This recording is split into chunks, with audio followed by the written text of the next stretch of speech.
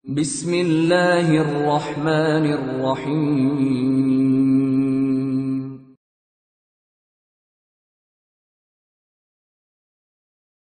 Jamaah dirahmati Allah SWT, pada kesempatan kajian video kita kali ini akan mengangkat sebuah judul Kembalinya Spirit Badar. Tentunya jamaah tahu kata Badar, ya. Kata Badar ini merupakan sebuah kata yang menunjuk suatu tempat yang ada di wilayah Jazirah Arab, tepatnya di sebelah, kalau tidak salah di sebelah barat daya kota Madinah Al-Munawwarah. Ada apa dengan tempat ini? Tentunya jamaah juga tahu semuanya. Tempat ini menjadi saksi bisu sebuah peristiwa besar dalam sejarah kaum muslimin. Peristiwa apakah itu? Ya, peristiwa Perang Badar. Dan jamaah juga tahu kapan peristiwa Perang Badar ini terjadi. Sebagaimana dijelaskan oleh para ulama, peristiwa Perang Badar yang sangat bersejarah ini terjadi di bulan Ramadan tanggal 17 Ramadan tahun kedua Hijriah. Menarik untuk kita kaji. Ada apa? Bahwa di tahun kedua Hijriah, di bulan Ramadan tahun kedua Hijriah itu ternyata menjadi syariat pertama, syariat puasa pertama yang Allah wajibkan bagi umat Nabi Muhammad sallallahu alaihi wa alihi wasallam. Ya, Allah berfirman dalam surat Al-Baqarah, "Faman syahida minkum asy-syahra falyasumh." Barang siapa yang menjumpai bulan itu, bulan Ramadan itu, maka wajib dia berpuasa. Dan syariat puasa ini diturunkan oleh Allah Azza wa Jalla persis di bulan Ramadan tahun kedua Hijriah. Nah, disinilah kemudian kita mencoba untuk menggali pelajaran-pelajaran penting korelasi antara puasa dan syariat jihad yang kemudian terjadi di Perang Badar pada saat itu. Sebagai seorang mukmin dan mukminah, tentunya sejarah para pendahulu-pendahulu kita ini menjadi pelajaran dan wajib untuk kemudian kita jadikan sebagai pedoman hidup. Karena Nabi SAW sendiri yang kemudian menyuruh kita untuk mengikuti, ya, sebaik-baik masa. Dan sebaik-baik masa itu siapa? Sebaik-baik masa itu seperti yang disebutkan oleh Rasulullah SAW, khairul quruni qarni, thumma alladhina yalunahum, thumma alladhina yalunahum.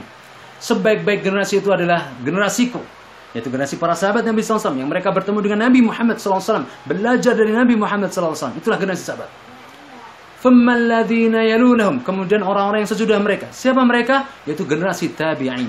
Orang-orang yang tidak bertemu dengan Nabi Muhammad SAW, namun mereka berjumpa dengan sahabat Nabi SAW, berjumpa dengan murid-murid Nabi SAW, yaitu para sahabat Nabi.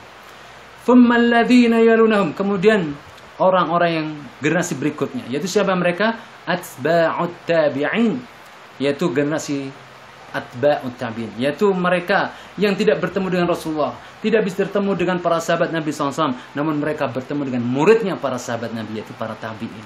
Ya. Inilah tiga generasi yang kemudian kita diperintahkan untuk terus mempelajari, ya, goresan-goresan sejarah dari mereka. Maka tidak mengherankan Imam Malik bin Anas rahimahullah, seorang ulama besar, beliau menyatakan, lan yasluha amru hadhil ummah illa bima salha bi awailuha. Tidak akan pernah baik urusan umat ini kecuali dengan apa yang membuat baiknya generasi pertama umat ini. Ya. Oleh sebab itu, jamaah dirahmati Allah SWT, mengkaji masa sejarah para pendahulu kita, terlebih lagi sejarah Nabi Muhammad SAW, menjadi pelajaran penting dalam kehidupan kita. Jangan sampai kita jauh dari sejarah Nabi SAW. Karena hakikatnya seseorang tidak akan pernah mampu memahami ayat-ayat Al-Quran dan hadis-hadis Nabi SAW kecuali dengan bantuan mempelajari sirah nabawiyah, sejarah Nabi Muhammad SAW. Oleh sebab itu, dengan mempelajari sejarah Nabi SAW, kita bisa menjiwai, kita bisa menghayati setiap ayat-ayat yang turun, setiap hadis-hadis yang disabdakan oleh Rasulullah Muhammad Sallallahu Alaihi Wasallam.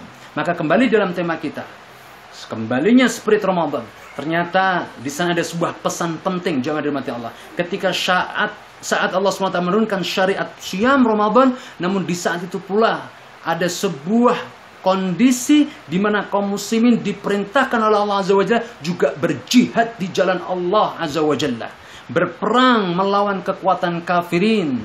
Maka disinilah orang beriman senantiasa harus mengambil sebuah pesan penting, yaitu apa? Ada di sana korelasi antara puasa Ramadan dan jihad fisabilillah. Dua ibadah ini bukanlah dua perkara yang berpisah, namun hakikatnya dua macam ibadah ini menjadi dua ibadah yang memiliki korelasi, hubungan antara satu dengan lainnya yang tidak bisa dipisahkan. Baik, jamaah dirahmati Allah SWT, apa saja itu? Ya, terkait dengan korelasi antara puasa dan Ramadan yang ini sekaligus menjadi spirit daripada Badar itu sendiri. Dan tujuannya kenapa kita mengangkat tema ini, agar kita merasakan betul setelah lulus dari bulan Ramadan ini kembalinya spirit Badar di tengah kehidupan kita. Yang memasukkan dan menanamkan kepada diri kita spirit Badar, spirit untuk kemudian senantiasa terus berjuang di jalan Allah Azza wa Jalla, tidak pernah henti dan tidak pernah putus sampai akhir hayat tiba di kehidupan kita.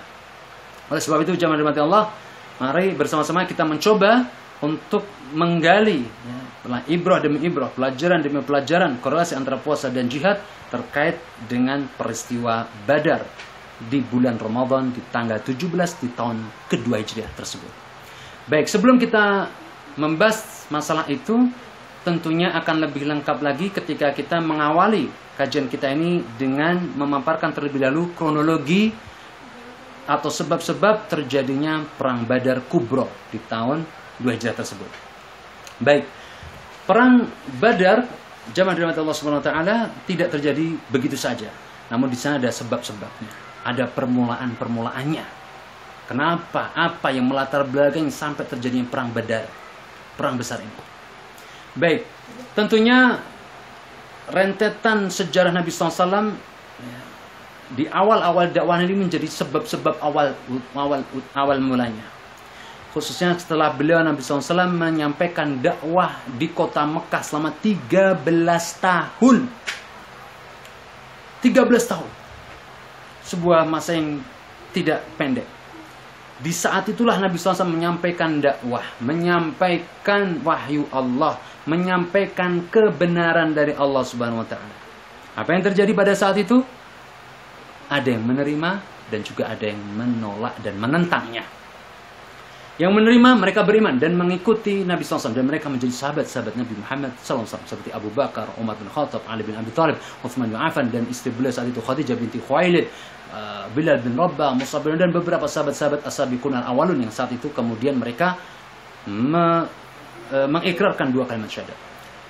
Kondisi berlangsung hingga kemudian terjadilah bentuk penolakan-penolakan yang lebih kental lagi, nuansa-nuansa penentangannya, sehingga sampai terjadinya tekanan demi tekanan yang digencarkan oleh rezim kafir Quraisy pada saat itu kepada Nabi Muhammad dan juga kepada para sahabatnya.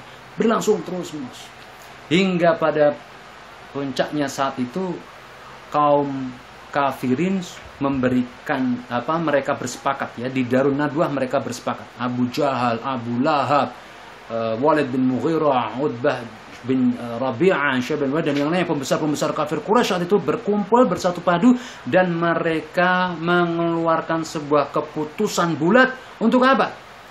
Untuk memberikan pilihan kepada orang-orang beriman, Nabi Muhammad dan pengikutnya, yaitu apa? Kembali ke ajaran jahiliyah, kembali ke tradisi-tradisi nenek moyang, penyembahan-penyembahan nenek moyang, perbuatan syirik, kesyirikan jahiliyah. Atau kalau tidak mau, diusir. Kalau tidak mau pergi, diusir, dibunuh, dihabisi. Ini menjadi kesepakatan di antara mereka.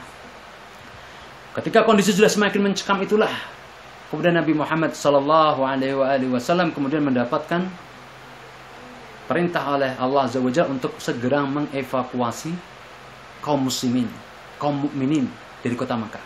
Kemana? Kemanakah perginya? Dievakuasi mau kemana? Disitulah kemudian Nabi Muhammad SAW mempelajari tempat-tempat yang nantinya diproyeksikan sebagai tempat mahjar, tempat untuk berhijrah.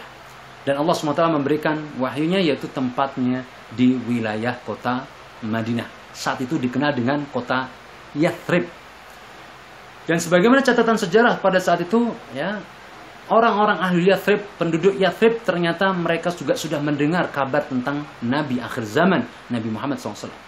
Akhirnya apa yang terjadi? Berbondong-bondong mereka datang ke kota Mekah. Tepatnya di tahun 11 kenabian dan juga di tahun ke-13 kenabian ada rombongan dari orang-orang Al-Yathrib. Apa yang terjadi dengan mereka? Apa yang mereka lakukan pada saat itu? Ya, mereka mengikrarkan 2 kalimat syahadat di hadapan Rasulullah Muhammad SAW dan sekaligus menyampaikan tentang sumpah setia untuk membela Rasulullah SAW. Tepatnya khususnya di Bai'ah Aqabah yang kedua di tahun 13 kenabian, di tahun ke-13 kenabian Nabi Muhammad SAW. Maka serombongan orang-orang Ahlul Yathrib yang konon disebutkan dalam sejarah, catatan kitab sejarah, ada sekitar 82 orang ya, yang ikut serta dalam Bai'ah Aqabah yang kedua itu. Maka saat itu mereka menyatakan siap membela Nabi Muhammad SAW, siap membela Allah, siap membela agama Allah dengan nyawa dan darah kami. Maka sampai Bai'ah Aqabah itu terdengar oleh iblis, laknatullah alaih, sehingga kemudian dia menyebarkan berita ini kepada orang-orang kafirin Quraisy, ya, sampai kemudian dia berteriak, ya, bahwa ini ada bai'ah yang membahayakan bagi kalian. Maka saat itu orang-orang kafirin Quraisy pun juga Abu Jahal dan teman-temannya dan gengnya ini, kelompoknya ini mencoba untuk lebih memberikan tekanan-tekanan kepada Nabi Muhammad SAW dan para pengikutnya. Maka saat itu muncul seseorang sahabat mulia yang pemberani luar biasa dari kalangan Ansor yang ikut serta dalam Bai'ah Aqabah yang kedua tersebut. Siapa dia? Dia adalah Sa'ad bin Mu'adz radhiyallahu ta'ala. Dia mengatakan, "Ya Rasulullah, anuqatiluhum." Ya Rasulullah, apakah boleh kita memerangi mereka saat ini ya Rasulullah, karena mereka sudah melakukan bentuk penindasan dan penolakan serta pelecehan-pelecehan terhadap syariat Allah. Maka jawab Nabi pada saat itu, "Lam nu'mar bidzalik." Kita belum diperintahkan untuk berperang. Ya, kata Nabi SAW, "Irji'u ila rihalikum." Maka hendaklah kalian pulang ke rumah-rumah kalian. Nah, itu yang terjadi di tahun ke-13 kenabian. Hingga artinya apa? Saat itu orang-orang kafirin Quraisy sudah menabuh genderang permusuhan kepada Nabi Muhammad SAW dan memperluas wilayah permusuhan itu bukan hanya kepada Nabi Muhammad SAW dan para sahabatnya, namun kepada siapa saja yang beragama mengikuti agama Nabi Muhammad SAW, yang memiliki keimanan sebagaimana keimanan Nabi Muhammad SAW. Tidak terkecuali orang-orang yang hadir di kota Makkah saat itu di luar dari kota Makkah itu, seperti orang-orang Yathrib. Ya. Maka saat itu kelompok golongan orang Yathrib ini akhirnya pun kembali ke rumah mereka dengan mempersiapkan bahwa kota Yathrib akan menjadi tempat hijrahnya Nabi Muhammad dan juga bagi para orang-orang kaum mukminin yang dari kota Makkah, kaum muhajirin. Maka terjadilah peristiwa hijrah. Jamaah dirahmati Allah SWT.